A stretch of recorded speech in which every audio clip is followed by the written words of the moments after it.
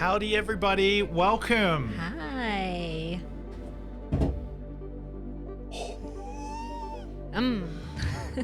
Nearly lost the water.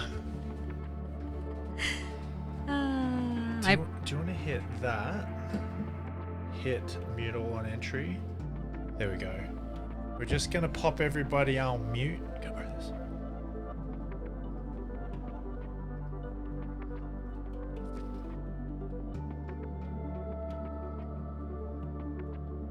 Welcome everyone. Okay, you're good to go.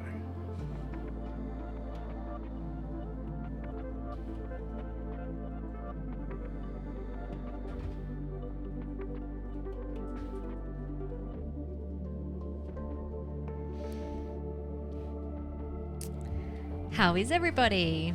We will do some chat box action. In a second. Or, In a second. oh, sorry. In a second. In a second. Sorry. Forgot who was playing lead. Okay, let's party. So, what I'm going to do? Share my screen, maybe. Go right this.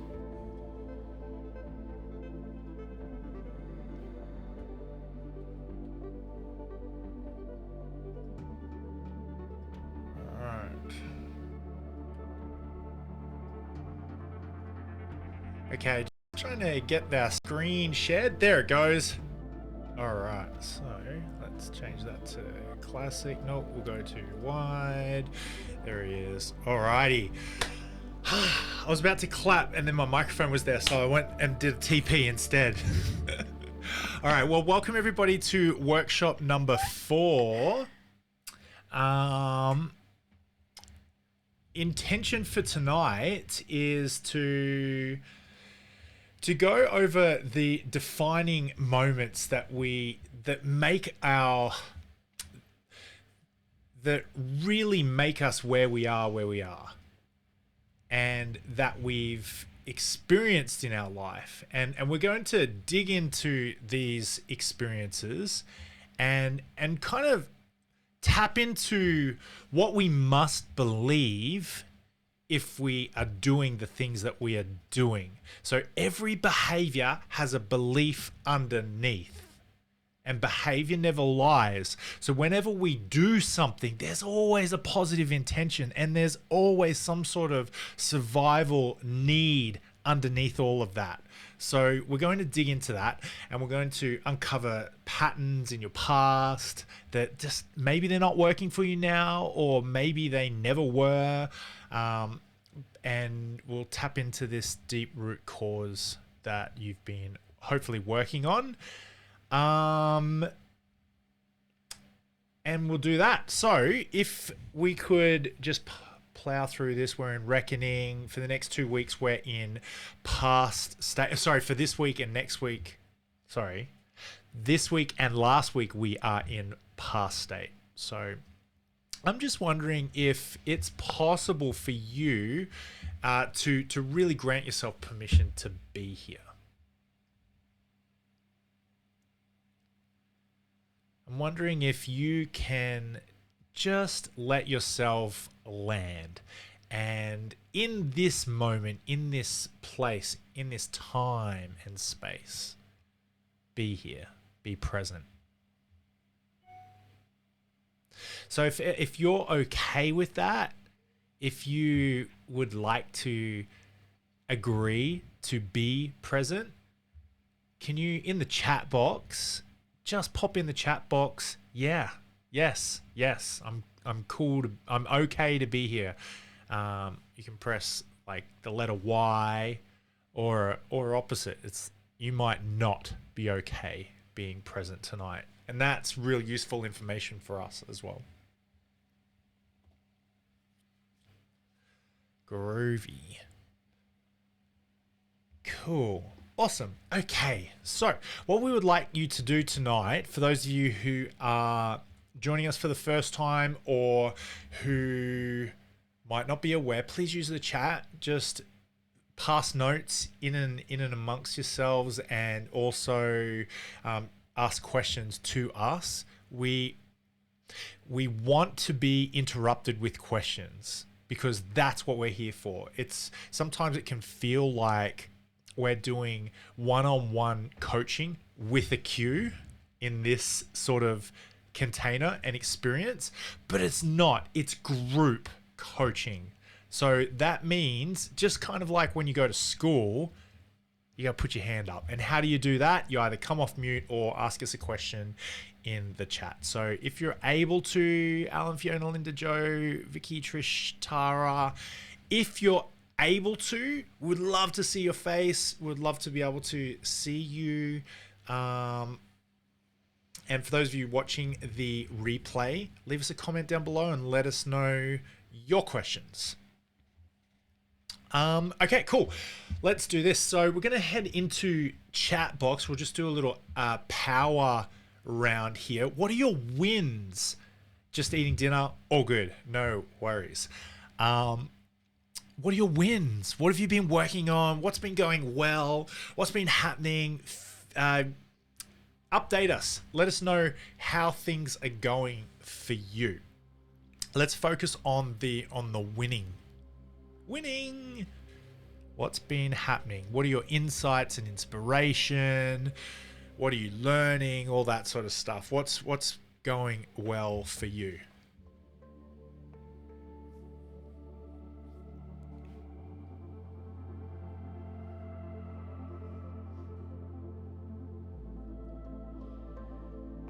Move this over the other side.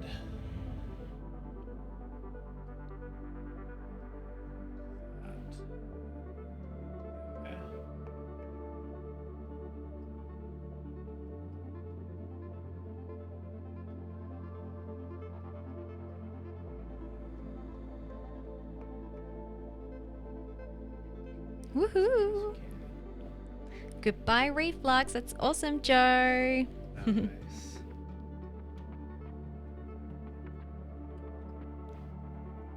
Fiona, feeling more relaxed, having intentionally taken the pressure off myself for a while, allowing myself to just be more. And surprisingly, things are generally flowing better. Surprising or not surprising?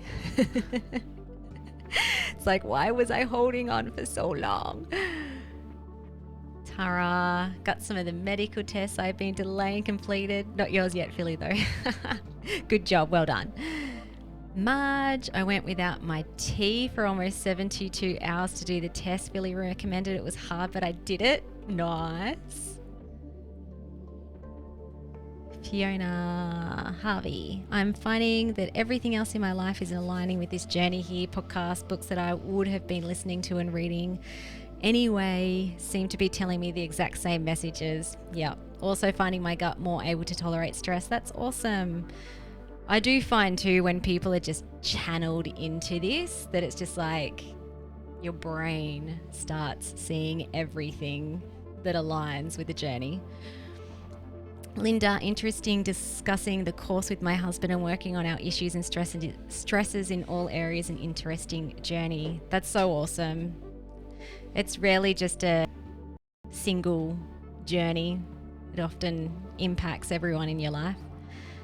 Finny, pretty stressful couple of weeks, but managed to go through it all with a lot of support from wife too, and 0 hay fever symptoms so far. That's so awesome. Very good.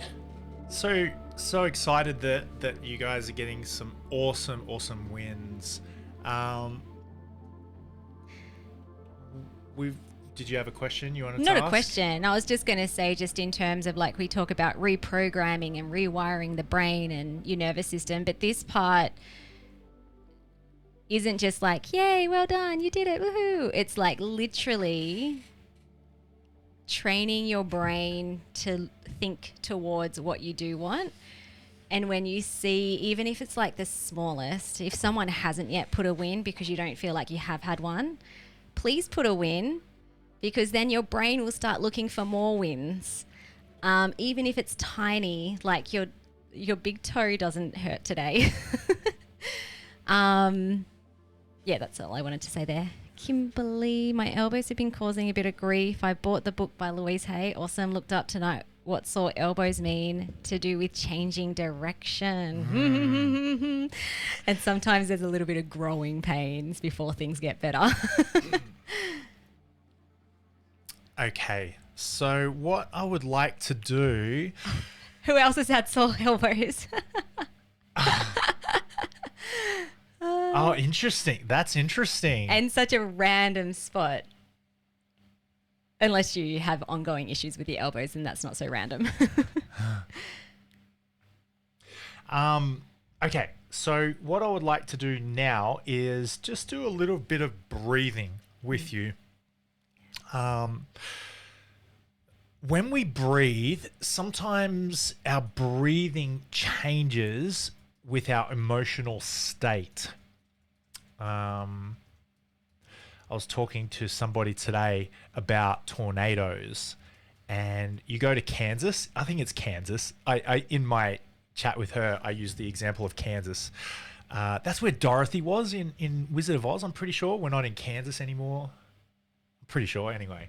So Kansas is the state in America, I'm pretty sure, where tornadoes happen a lot. And sometimes in our life, we get into a state where there's turbulence, a lot of turbulence. It feels like there's just a tornado in our heart, in our gut, in our life, in our mind. And what is a tornado? It's air, I think. So this analogy is maybe not scientific, but let's just run with air.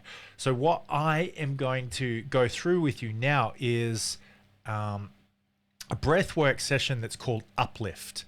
And it's all about just having more control over your breath. And we've got 4 things that we are able to control in our life. In the chat, pop down what those 4 things are. Mark's like, I got this, I know it.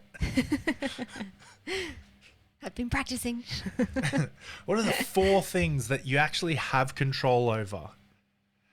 It's not husbands, it's not wives, it's not kids. Weather. Here we go. Thoughts, feelings, words, actions. Thoughts, feelings, words, behavior. Yeah, same thing. Nice. That's it. Good job, guys. A+. High five. Okay, so when we do this tonight, this is something that you can control. You can control your breathing because that's an action, it's a behavior. But also breathing, it's very linked to our emotional state. So instead of having a tornado in our chest, let's have some controlled, uplifting breathing. So we'll just do a little bit of practice right now. If you could put one hand on your chest and one hand on your belly, kind of, when I say belly, I mean just below your ribs. So you've got one just kind of in between your, like over your sternum kind of thing, and one just below your ribs, over your diaphragm. And then as you breathe, I'm just going to shush in a second. I just want you to pay attention and notice what moves when you breathe. Okay, so just take a moment just to pay attention to your breathing. What moves when you breathe? No need to answer me, just notice that. Just notice how you're breathing. Notice what area of your body is kind of like the balloon that fills up. Is it more around your top hand, your chest? Or is it more around your belly, diaphragm kind of area? Or is it both?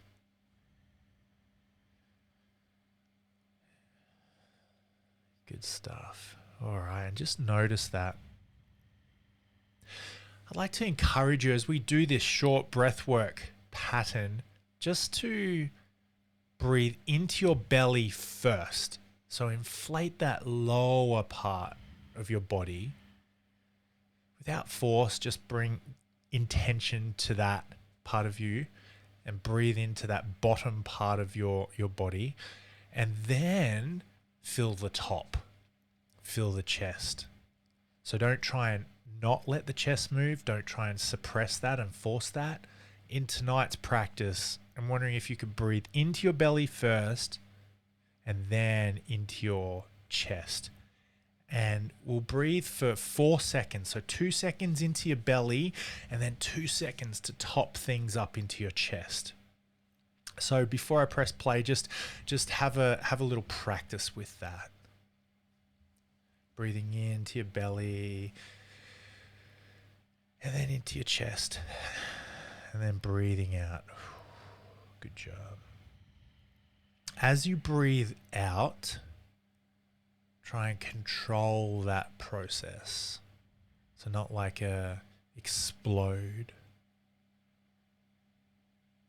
not a freak out, just a controlled exhale.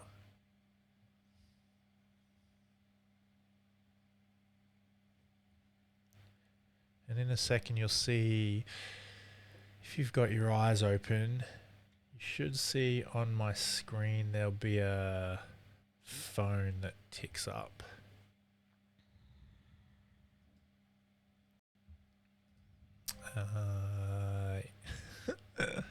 There we go. Should tick over. There he is. Okay, so this is going to go for 1 minute and 12 seconds. And you'll notice that there's a circle on the screen. And the circle, let's see if I can make that. There it is. Okay, nailed it. Nope. Okay, the circle's going to go bigger for belly and then it'll go into the chest. All right, so we'll just see how we go with this. You ready? Take a big deep breath in. Breathe all the way out. And breathing into your belly and then chest and then breathing out. Breathing into your belly, chest, and then out.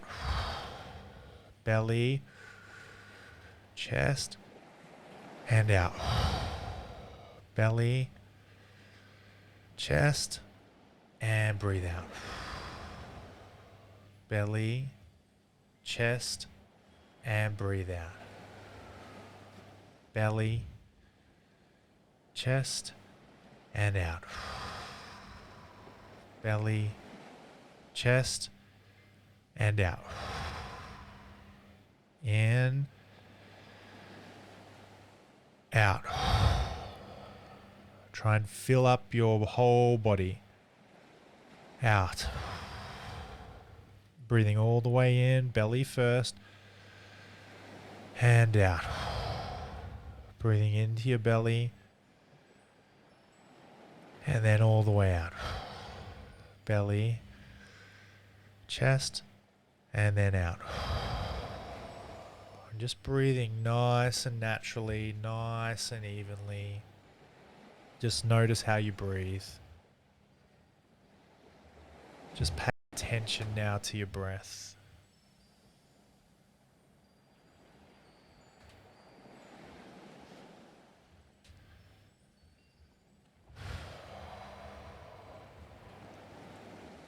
Good job, guys. And then coming back now.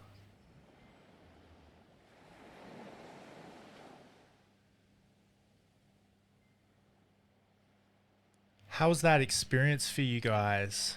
I'm still in it. How's that experience for you guys? How easy or hard or any other way of viewing it to breathe into your belly, then top it up with the chest? What's that like for you? Breathing was fast, yeah. In that one, it wasn't like a slow. It was very fast. Yeah, cool. Found it too fast. Yeah. Oh, I like that word. Too fast. That sounds interesting there, Trish. Fast. Cool. All right. Consider this. How hard is it to focus on that breathing when you're focused on something else? It's really uncoordinated. It's really challenging. And sometimes if we don't breathe all the way in if we breathe all the way in but not all the way out, we can hyperventilate and we can get over oxygenated. So I really love little breathwork techniques like that because it's very hard. It's very hard to be not present. Like it brings you into the moment.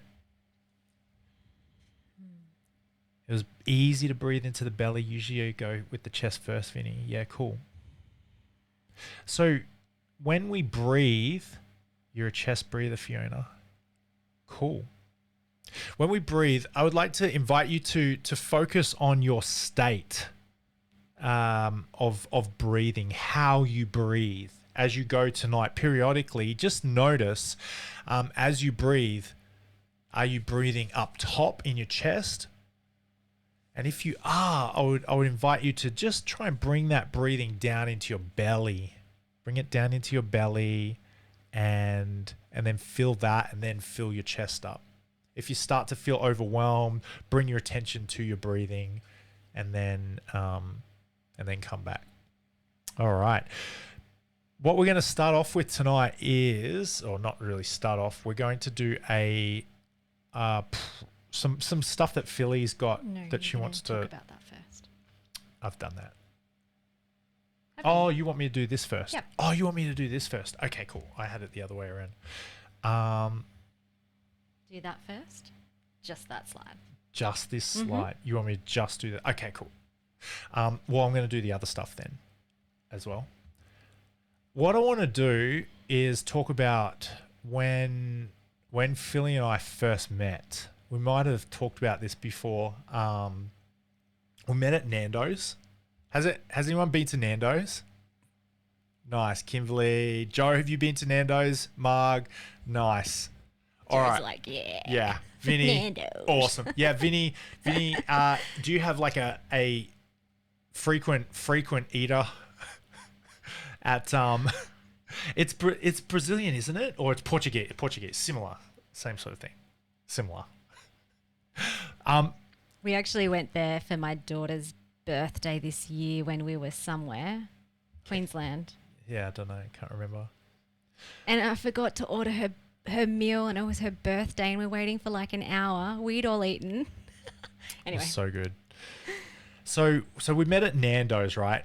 Lots of cool memories, and I remember it a certain way. And talking to Philly, she had a different memory of that experience. And then we went up to Queensland and we chatted to a couple of really good friends who were there at the time of our meeting, and they remembered it a totally different way to us. And it's really interesting. We can have these really meaningful experiences in our life. For that one, it was a real special experience. Mostly for Philly, she was like really, really excited to meet me for the first time. I think that was your interpretation of the experience. I was just there for the chick. The chicks. So we can have these experiences in our life and just see them completely different to somebody else. Which I guess is why there's so much conflict in the world, isn't there? Everybody, I mean, how many political parties are there? There's so many. And everybody who is in those political parties believes that their way is the way. So conflict happens when there's a difference in opinion and there is a dysregulated or a dysfunctional or an unhealthy way of expressing those opinions and ways of being. And that can also happen within us as well. We can have conflict in ourselves. One part of us wants this, but a part of us wants that. One part of me wants to stick to my give me a diet. Pick a diet, any diet. Low histamine diet. One part of me wants to stick to my low histamine diet as prescribed. One part of me wants to eat chocolate cake. Well, do you get what I mean? And so all of a sudden, we've got two parts. There's a little war inside of us There's a little Gaza Strip happening inside of our hearts. A little whirlwind tornado. Kansas City is happening. Tornado taking us around in a circle, turbulence. Conflict happens. And that can we can become dysregulated, and we get into fight and flight, which then makes us unhealthy. So this is a really interesting model. My oldest daughter drew this for me. She might be getting a job. So in our life, we have these experiences. Things happen, events, conversations, Nando's, relationships, all this sort of stuff. We have experiences. We then attach meaning to these experiences.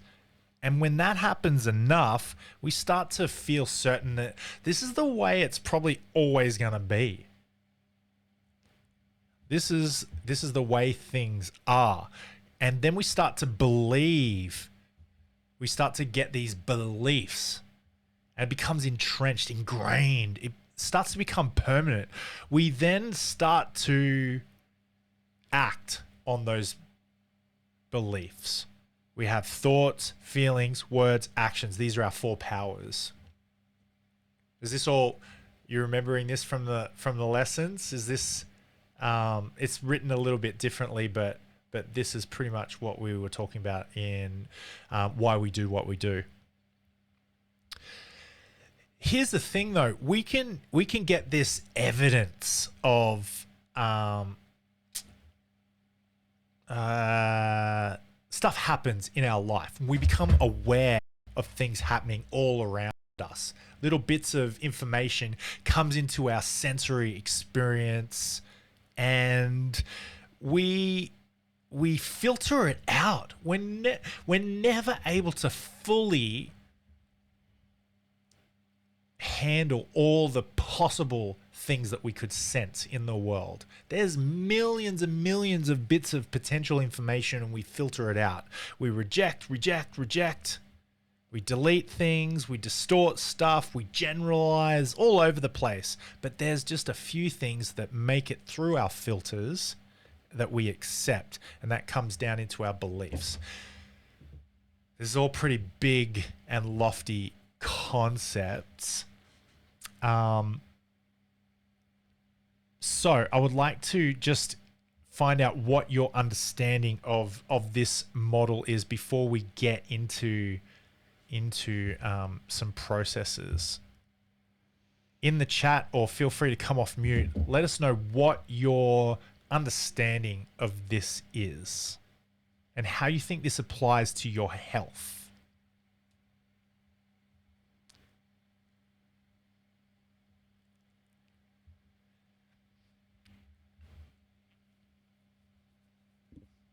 Give you a moment. This is actually really important, so feel free to take your time. This is the deepest root cause of body burnout. Marge, we are always looking for evidence that supports what we already believe. Yeah. Boom. Which then cements those neural pathways that if I believe this thing about myself, my brain is then searching for evidence of that, which then makes it even more concrete in your system. Tara, impacts the way we perceive and experience stress. Absolutely.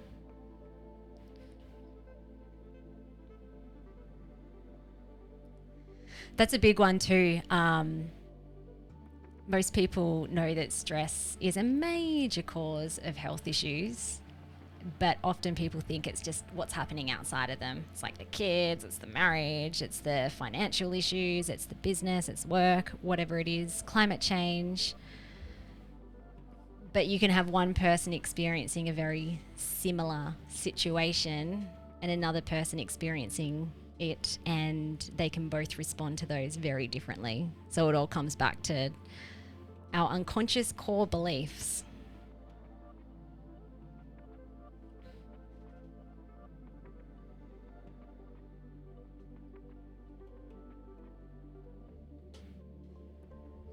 I'll find another one as well.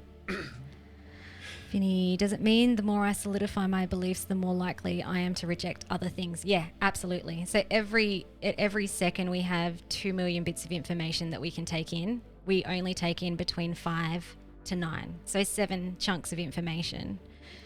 And so then it's like, which ones are you rejecting? All the bits that you don't really believe. And when we talk about beliefs, there's lots of different types of beliefs.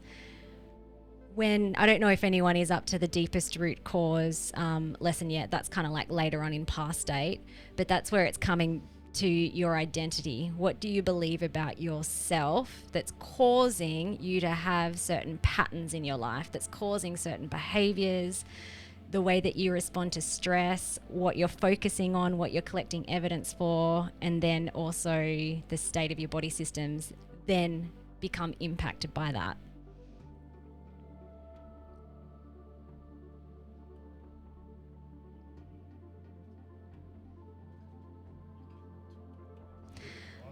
Okay, cool. Awesome. Okay, so we're going to share with you a few frameworks, because where we're going is that we want to help you uncover the deepest root cause belief you have about yourself that's hidden in the unconscious state that you may or may not have any awareness of, and also to be able to see it with clarity, because what you don't know, you can't change. And so just like when we did the lab test and it's like, oh, there's leaky gut and adrenal fatigue and detox issues. Cool. Now we know what we need to do from a physical level to rebalance your system. But what else is happening unconsciously? And how can we reprogram something that we don't really know? So being able to see it with clarity then means that whatever we end up reprogramming, the dysfunctional or self-limiting belief that you have about yourself at the deepest core level, then you'll be able to reprogram that with clarity and specifically for what you need. A common example when we're talking about self-limiting beliefs is I'm not good enough. And look, if that's your deepest core one, that is totally fine. I'm not like poo-pooing it. But I think because we just hear that so much on, social media or in memes, it's like, you are good enough. Like, I'm not good enough is kind of this general dysfunctional belief that people accumulate over time. It might not be that. That might be part of it, but it might be something deeper. So for me, it was kind of like, yeah, I think I'm not good enough. But like deeper than that, when I did the work to uncover what it was, mine was around being weak and incapable. And then there were like other offshoot beliefs around that as well. So first of all, I want to share something around patterns. Has anyone, just in the chat box, has anyone gotten up to, and thank you so much for everyone who's been sending through their outlets. We do read all of them, even if we haven't replied to every single one that you've sent through.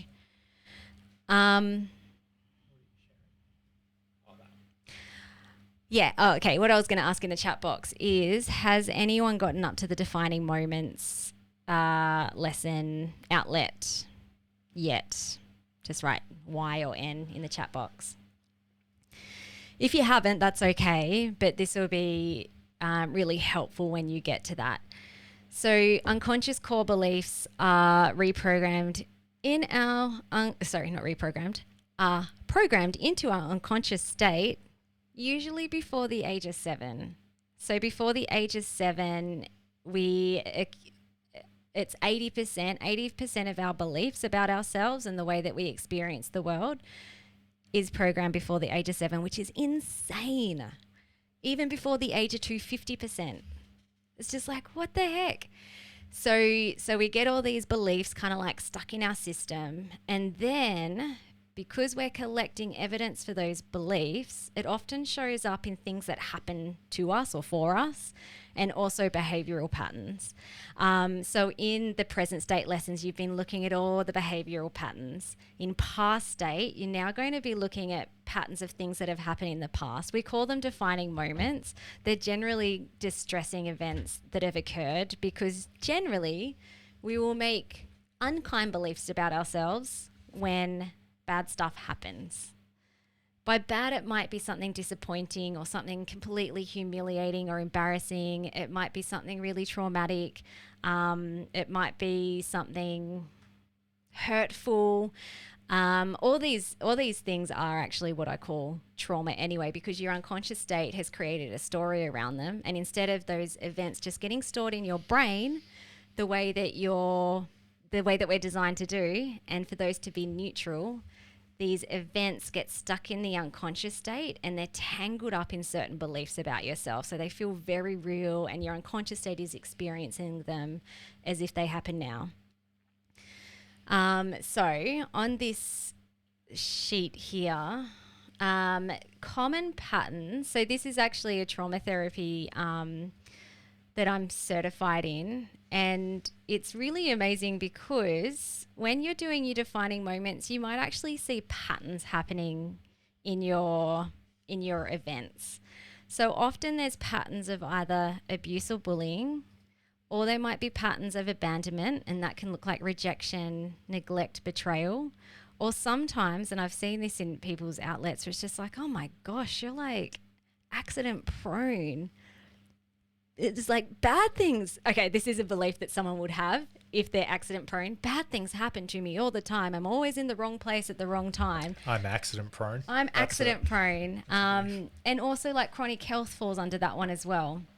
And so the reason why that happens is because if you have this core unconscious belief that if we look at the abuse and bullying, maybe something happened, and maybe it might have been something that was quite benign. Like we might look back at that and it's like, oh, doesn't that happen to all kids? But maybe a child wanted something from a parent, desperately wanted something, and the parent was like, no, you can't have that, or whatever.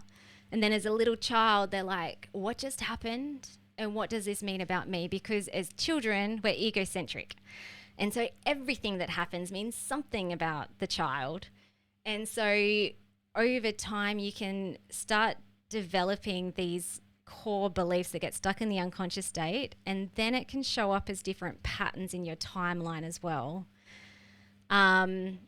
So for me, for example, I had a pretty strong pattern of rejection or being really scared about rejection. And so it caused me to develop high achieving, addictive doing patterns because, hey, when I did well and when I got good grades and, all those things, then I got praise and acceptance.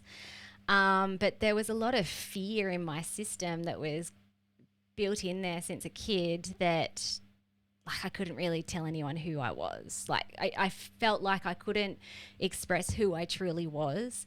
And then that caused a whole heap of issues as well. So common beliefs that can be locked in. If there's a pattern of abuse or bullying, often there could be beliefs around, I don't matter, I'm crap, I'm evil, I'm a bad person, there's something wrong with me.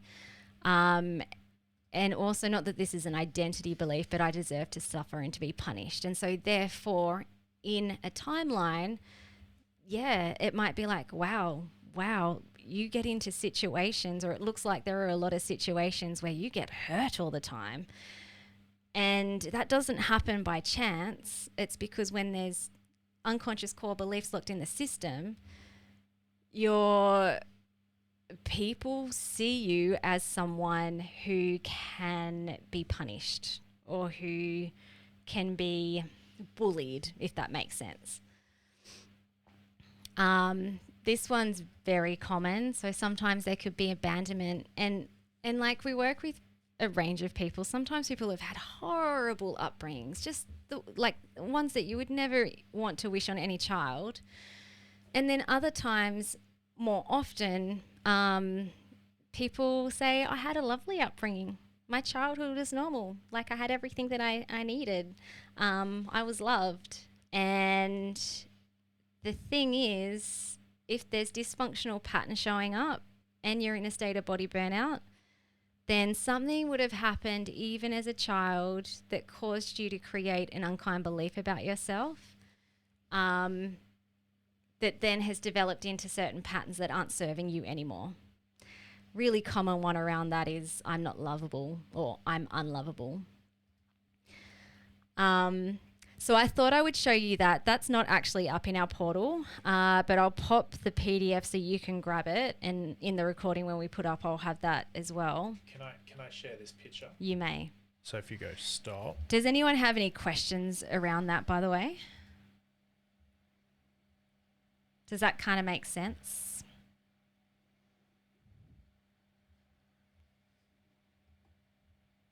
To dumb it down to criticisms, the concise way of what Philly's just said there is stuff happens, life happens, abuse, bullying, accidents, rejection, or it could be nice stuff, right? It's still the same. It's life happens, and then we're programmed into, we're meaning making machines.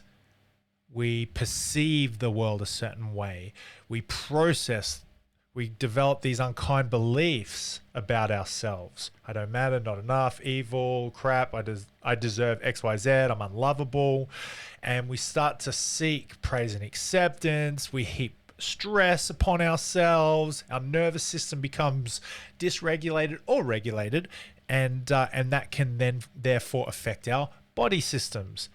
We start to create these patterns and programs, for example, addictive doing and perfection. And then we go and our life happens with these patterns and programs. And the cool thing is, like we talked about last week in wonky boxes, if you want a different box, if you want your boxes to come out straight and, not wonky, you just change the programming or you change something along the production line somewhere, somehow.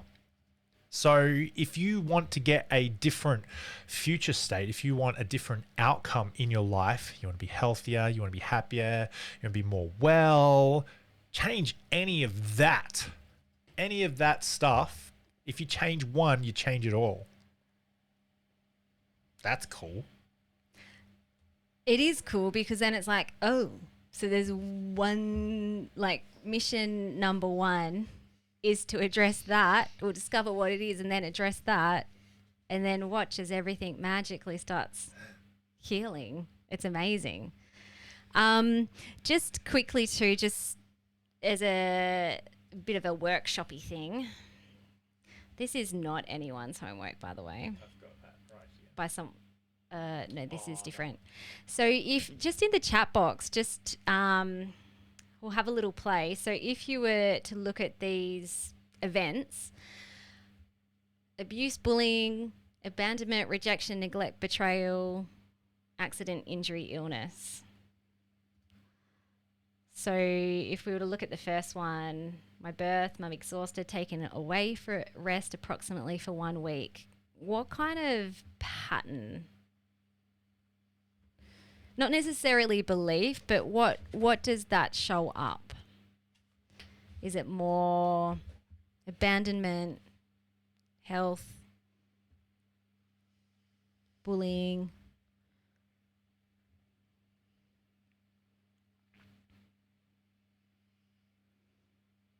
Yeah, abandonment, like as a little baby. And this is a thing, like, although consciously we can't remember, when we were born, your body remembers everything and your system remembers everything.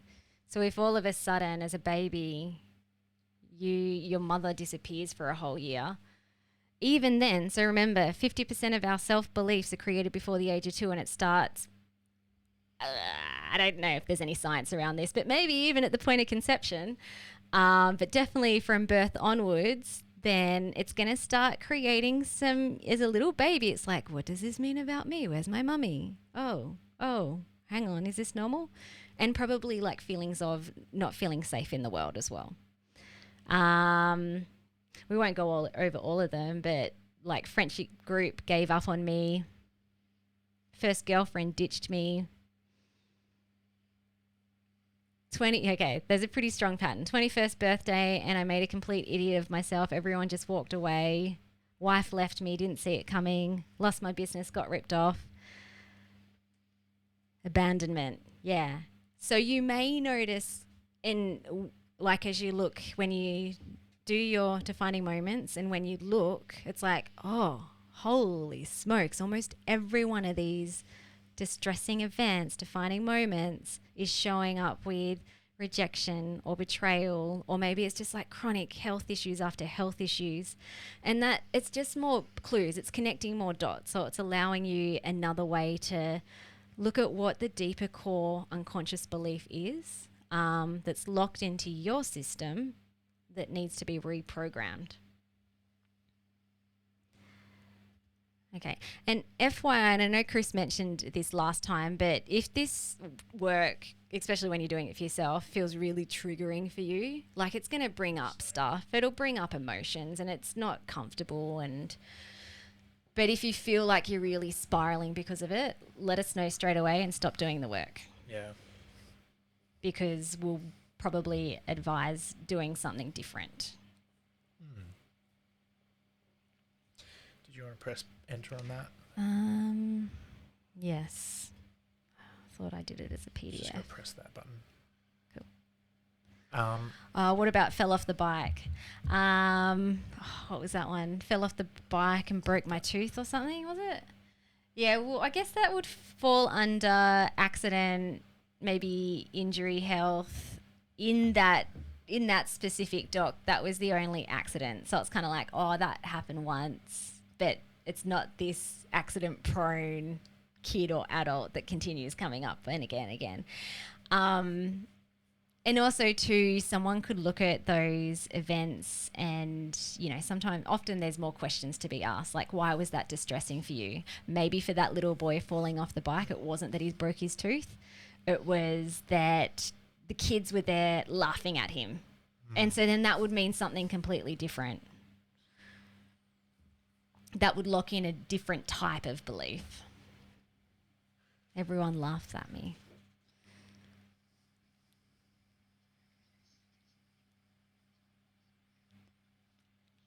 Oh, wow.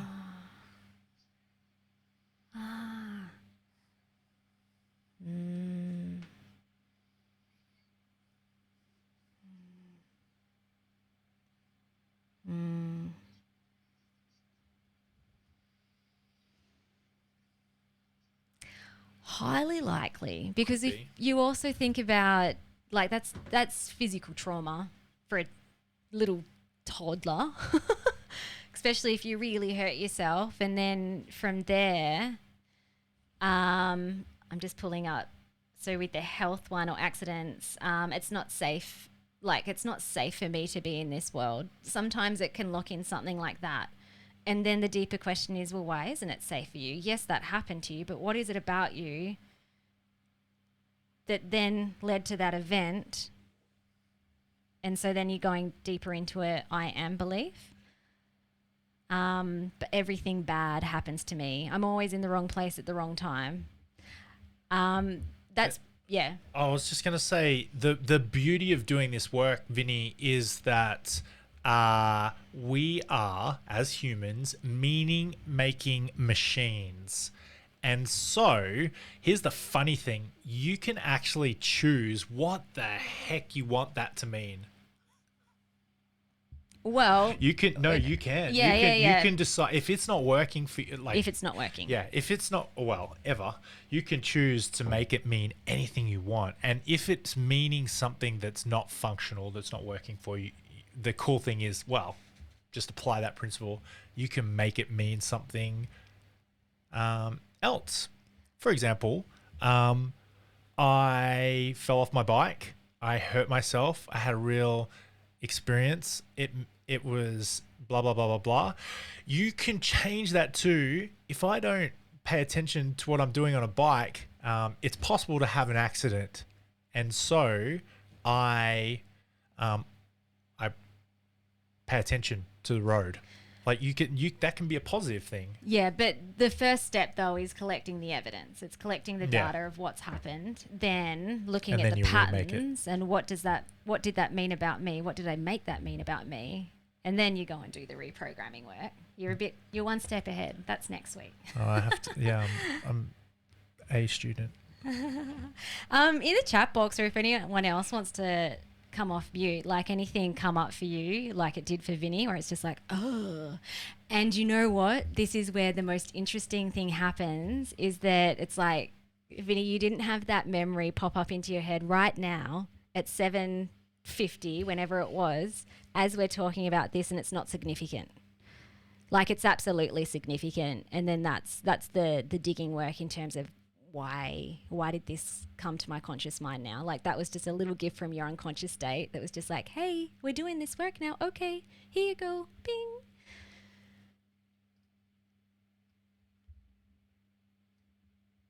And so don't disregard. I remember when I was doing this work, and it wasn't the thing, it wasn't like, but it was part of the picture and the patterns, was I kept getting this memory about staying up late with my mum playing Uno. And I'm like, that's a great memory. Like, that's a beautiful memory. Why? Why is this coming up when I'm doing this deeper work around trying to discover this belief that's not serving me anymore? And then I did a bit of like just reflection around it, and then I remembered that my siblings used to always call me Mummy's favorite, and they teased me all the time, so they were quite mean about it. They were probably jealous, and in my mind I'm like, yeah, I am Mummy's favorite. But as a little girl, I didn't actually believe that I was her favorite because she loved me more. I thought I was her favorite because she felt sorry for me. And so that is why the memory was like, this is important. This is something you need to know right now.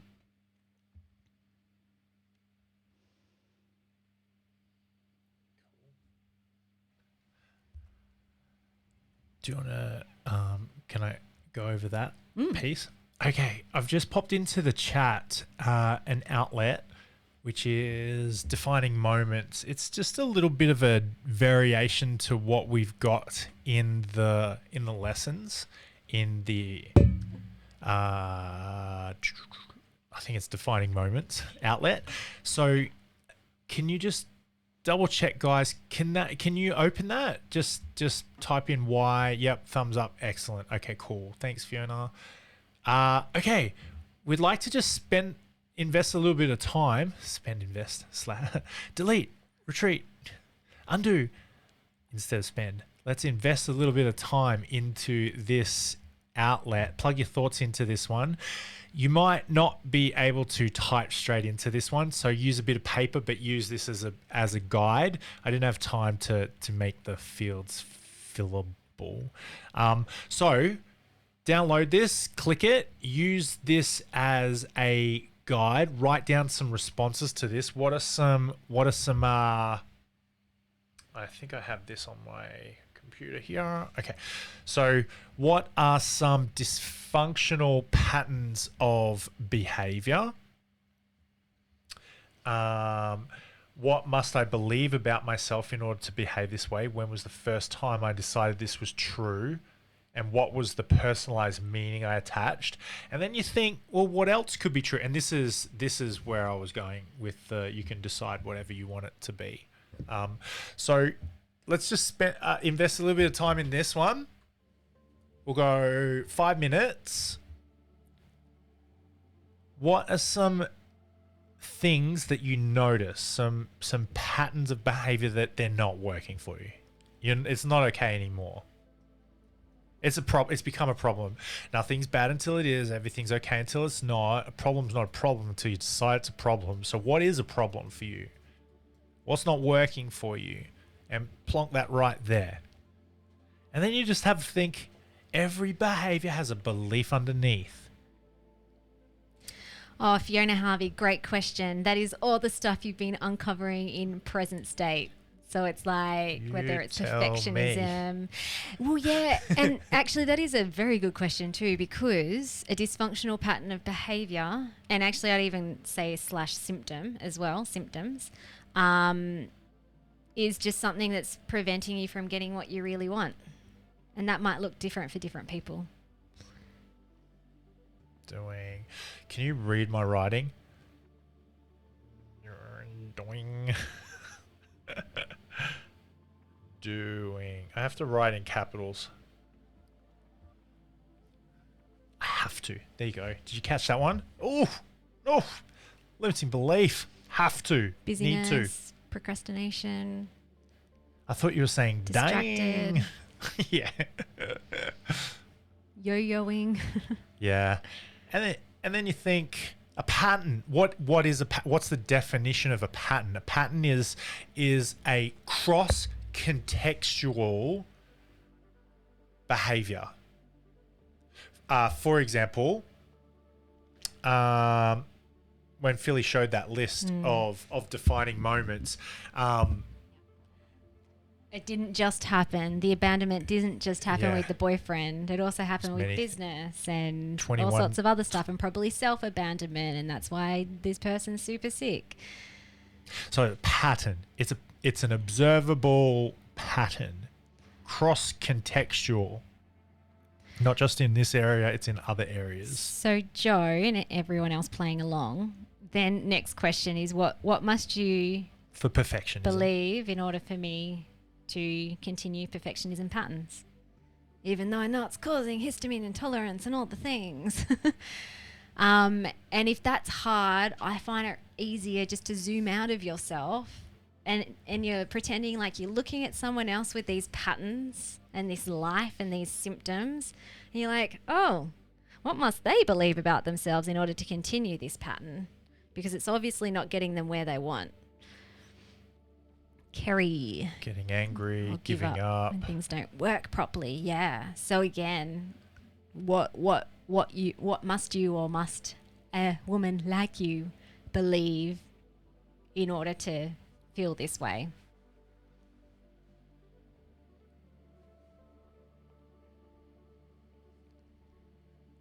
Yeah. Sometimes it's helpful to dissociate, to step out of yourself. And also Think about someone else. Yeah, and it's also like there's no right answer at the moment. Like you can't get the deepest root cause unless you have to brainstorm first, because that deepest root cause belief is always going to be very protected. Your unconscious state is like, no way, I am not going to allow you to get this so easily because I've been protecting you from this all along, and that is why you now have body burnout. So it's almost like you just have to play with it a bit without judgment, with just self-awareness, just connecting the dots, curiosity. If it feels okay, even with a bit of play, where it's just like, I'm gonna get you. Yeah, I'm gonna get you. And it's gonna be good. I like it. Here's something before I read that one out. So instead of saying defining moments, let's change this to root cause is another way. Like that this goes a long way towards identifying your root cause. So if this doesn't come to you, oh, easy peasy, oh, I got this, oh, I know all the answers to this straight up, straight away, instantly. I think my belief about that, my personal view of that is, of course, keep digging away. You'll get this eventually. It's there, because it's this. And the reason why we feel this is so integral is, for example, if we were just trying to solve a perfectionism issue or getting angry with like strategy, like just take some deep breaths and it's all good and stop worrying and da-da-da-da-da. Yet your unconscious state, every cell in your body believes something dysfunctional about your inherent worth, then it's never going to work. Like it would just be like you're managing yourself all your life and therefore your symptoms. And this deepest root cause belief always carries over into the state of your body as well. So Kerry, for example, when you said maybe, not good enough, smart enough, kind enough. I mean, if we even think about good enough, then that will ripple out into the body. It's like, well, if I'm inherently not good enough, there's something wrong with me, then therefore there's something inherently wrong with my body.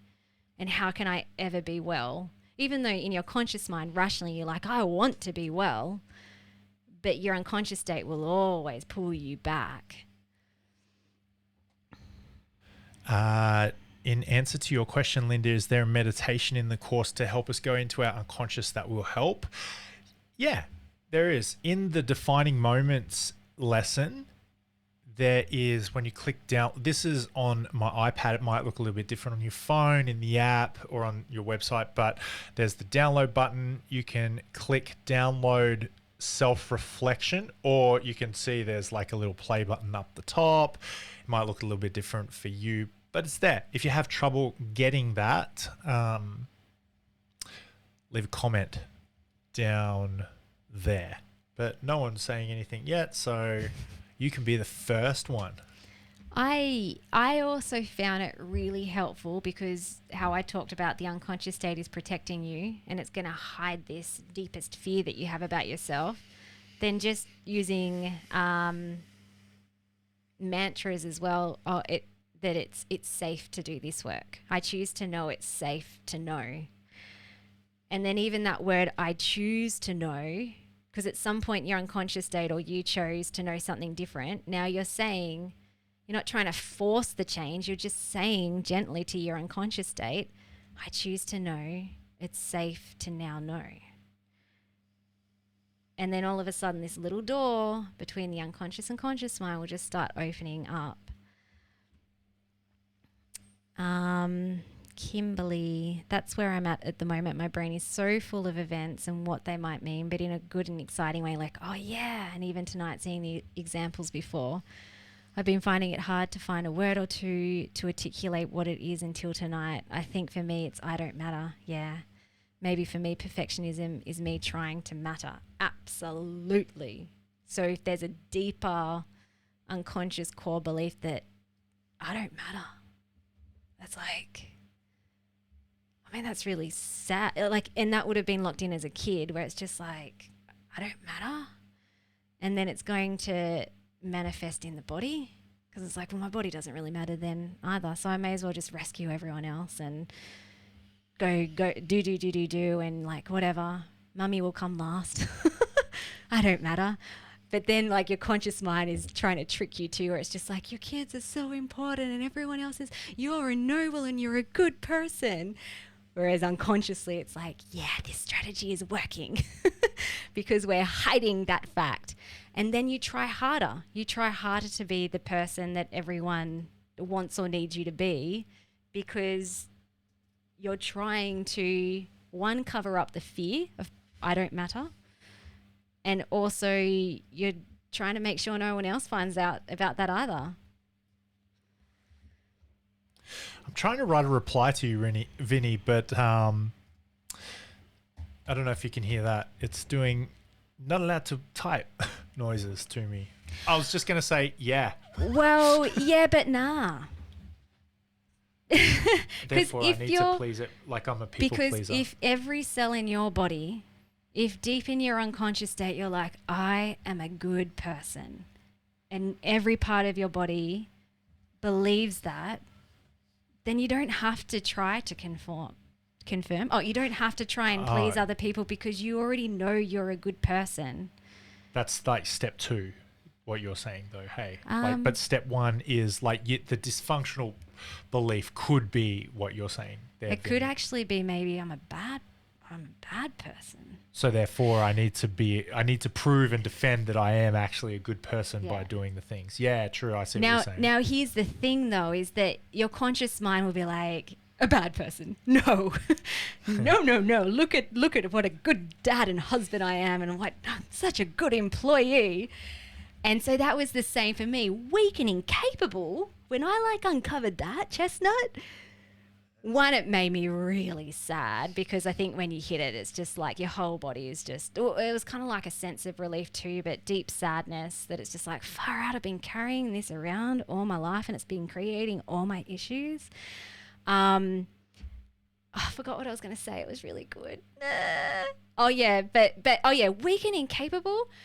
But I created all these strategies to show the very opposite of that to the outside world, where it's just like, look at my business and I've done a PhD and look at me juggling the children. And, they were kind of ratty back then. But anyway, they're like, that's so good. Look at me being so healthy. I can go sugar free for 6 months. I haven't touched 1 ounce of sugar, not even fruit. And so that led into like really obsessive type behavior to the point that I had to prove that I was strong and capable. And I tricked myself. And then when I discovered it, it's just like, it was a sense of relief because it's like, oh, it all makes sense now. I'm not just like kind of weird. I'm just a little girl that still hasn't been healed. Because why would you prove and defend? Just going back to Vinny's, why would you need to prove or prove and defend and please everybody? Do you know what I mean? I think like going what you said, Phil, unless you had this deep need to prove that you were, or at least had the potential to become not a good person some way. And it will only be dysfunctional if it's stopping you from getting what you want.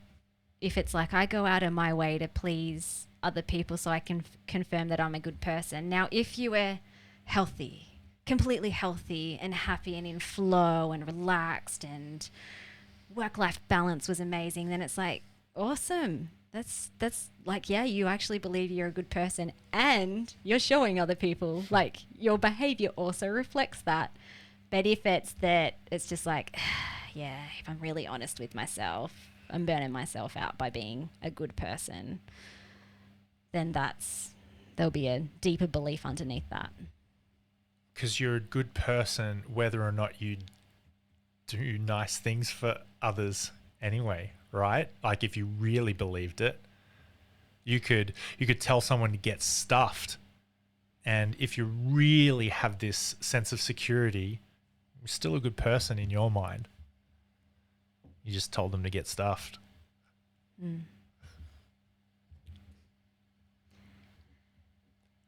That's a Chris word.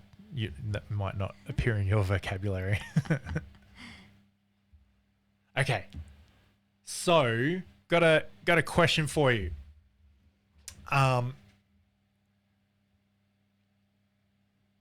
If we said to you, go do this, go dig into this, go have a play around with these defining moments, what's the first thing that comes to your mind? Like, just let us know instinctively what comes up for you if we said that. Come on. Hands typing. Something popped into your head just then. Or sometimes it's a feeling in the body. If you're more kinesthetic, it's just like, oh, yeah. It's going to be difficult to uncover. I like it. So as you type these things in, I'm going to go rapid fire coaching mode. So difficult. What if it wasn't? What if it was just the easiest thing ever? How would that be for you? What if it's as simple as just taking the handbrake off? Fiona got plenty in adulthood. Finding the early ones are trickier. Well, what if it wasn't, Fiona? What if it wasn't? What if it was actually right there in front of you? Kind of like what happened with Vinny. It was just like, it just pops up. Just pop. What if you just notice those things? Can I speak into that as well? Because that's a really common thing that a lot of people are like, oh yeah, like big stuff happened when I was a teenager or as an adult, but I can't really think of anything before the age of 7. Sometimes it's also not a thing. Sometimes it was maybe the way that you were brought up. So a lot of us have parents in the generation where it was a bit more authoritarian and maybe like smacking was part of discipline. I mean, not everyone's parents. Also, a lot of people back then in that generation didn't know how to express emotion. So sometimes too, it's kind of like emotional neglect. Not that your parents were bad parents, but simply they just didn't have the tools to give that little child what she needed. So I'd kind of be thinking about that sort of stuff too, if for other people as well if you're like, nothing bad happened. And for me too, my moment, and there was like an accumulation of stuff, but there were some key memories where it was just I got up on a stage to do a little talk that I memorized and I completely forgot it. And it was the most humiliating moment of my life before the age of 8. But it caused in my body severe distress because as a little child, I didn't know what to do with that. And so instead of that memory getting stored in my hippocampus just as neutral, it was running around in my unconscious state as if I was constantly living it, and how humiliated I was and how weird I was because all the other little kids could get up and say their talk, but I couldn't. So that must mean something about me, weak and incapable. And just to share the outlet that we do have. So this is the existing defining moment. So what I've FYI, I'm going to update that because I've got a few extra really amazing key questions. Yeah, cool. Especially for people who are like, I don't know, I can't think way back then. So currently, until that happens, we do ask you a few questions about your upbringing. It's kind of similar. It's just more really specific questions to get the gold nuggets. Yeah. So these distressing events, these things are there. We've had some beautiful responses to this outlet. It's probably my favorite. It's my favorite one to read because it means so much to you when you plonk it down in there. Kimberly, I actually really resonate with what you said. I want to have a big cry. I'm wondering if any of you feel similar to that. What would it be like if you just take that handbrake off and just do it? Just have a cry and listen to yourself, and listen, maybe literally listen to your sobs, and then listen to what the meaning is in between those tears. Like what's actually happening? I think that's a really crucial part of what we're trying to get you to do is to listen to yourself and to get a better relationship with yourself. That's so, I think if you're a crying person, and even if you're not, like that's healing as well, because that little stuck person inside of you didn't have something, and one that's grief as well for that child, but also too, there wasn't anyone there to protect her. There wasn't anyone there to love her the way that she needed, whether it was in that moment or in that space of time. And so these emotions are completely normal and really healing, because then that's where you can rebuild trust with yourself and rebuild a relationship with yourself, because now it's like, now she loves me. Like she loves me enough that she's going to have a cry for me and that she's going to go back and save me. And there's it's the very last lesson in Past State is an apology to yourself, which is kind of like an apology from your conscious mind to your unconscious state. It's kind of weird, but every single person who does it has just the most phenomenal and beautiful experience. Super cool. Fiona Harvey, so this is going back to the original. How do you feel?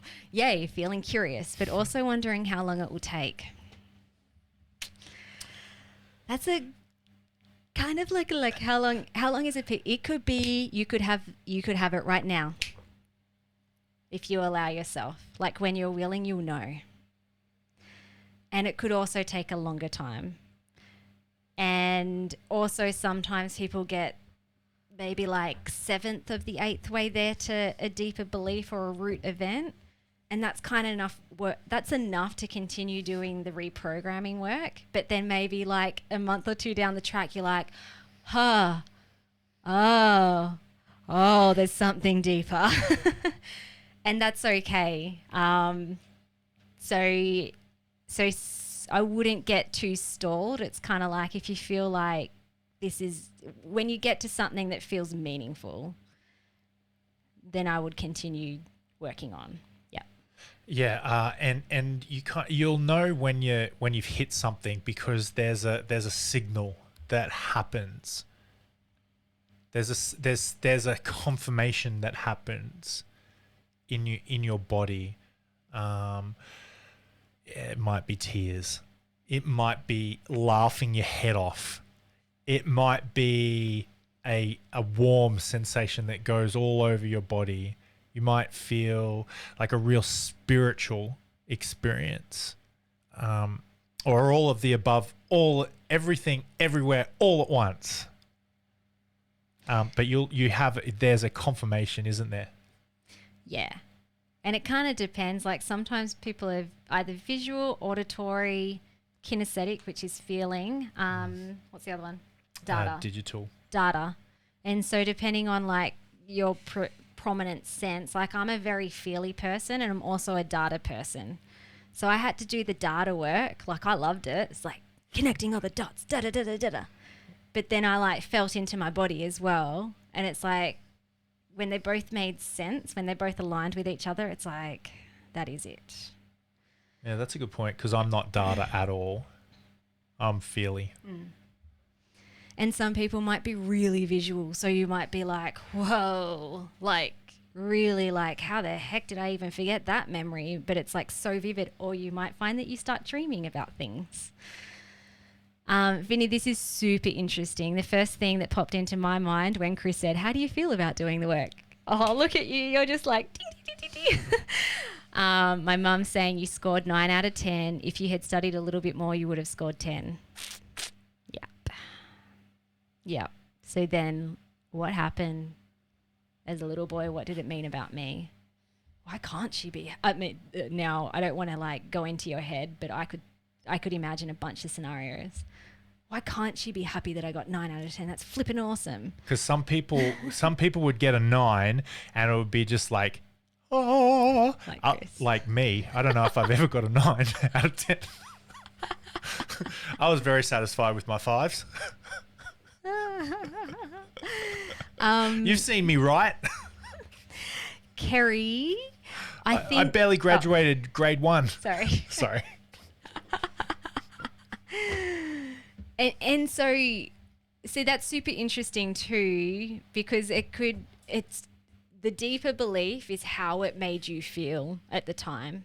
Because it could have made Chris feel very different. He probably would have just said to his mum, stuff you, Mum, I got 9 out of 10. It's awesome. Yeah, I'm going to go play rugby. Yeah. I don't know. Mum's on the call. She probably knows. My parents, okay, so I was a little high achiever, but it was all just self-pressured. Like, if I said to my parents, I got an A+, my mum would be like, that's lovely, Philly. If I got a C, she'd be like, that's lovely, Philly.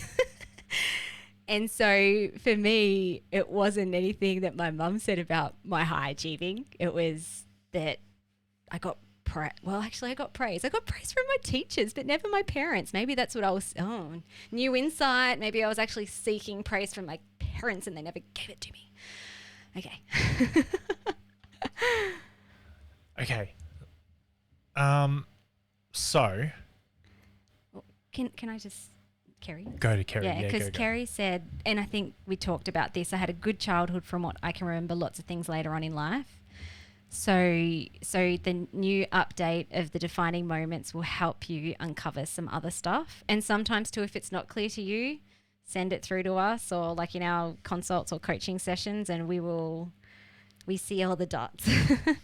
But then, hello, I don't remember a lot of things, but ding, ding, ding. I just got a memory. Just remember that I spent a lot of early childhood with my grandma as mum was always absent out on the phone working, often woke up to no one home. That is pivotal, Kerry. Pivotal.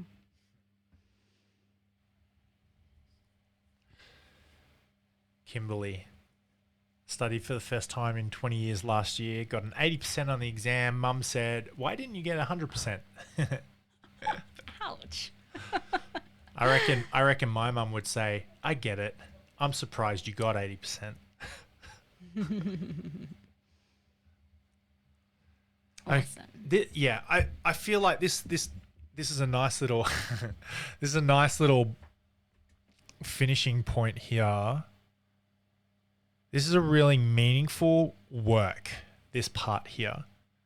I would invite you not to rush this, but put some pressure on yourself. Like just apply the you don't feel your pulse unless you have a little bit of a pressure, but you push too hard and you don't feel it at all. I think that's the way it is for me anyway. So so just give this a go. Look into these defining moments. You ask yourself the question, notice what comes up, notice what you remember, and attach some meaning to it. Even if it's your best guess, you're probably closer to right than you are to wrong. And you have all the answers inside of you. So when you're ready to know, you'll know. I know that's really ambiguous, but that's how it tends to work. We could give you an answer. We could even probably tell you the truth. But if we did that and didn't give you the opportunity to find this for yourself, how would you value that? It's really hard, if not impossible. Actually, I would say impossible to value this deep, meaningful experiences if you don't do the work yourself. And don't discount the work you've already done too. Some of you have done a lot of this work already. Don't discount that. Take that into consideration. You've dug up a bunch of data in the past already. Awesome. Good stuff. Bring that to the table. That's good. And done. Awesome. Well done, guys. Thank you. Shoot those through if you want. But yeah. It's a wrap. This is a big couple of weeks of discovery. Yeah. So we might press end of record. If anyone, I don't know if you need to go, but I'm happy to stick around. If anyone has any questions, because I know this brings up a lot of stuff and it might feel really confusing, or if you want to bounce any ideas and come off mute, then that's it. I'm happy to stay. Or otherwise, you are welcome to go. Any questions before we head off, guys? Awesome. Cool. All right, team. That's a wrap. See you later. Have the best night ever and see you next time. See ya.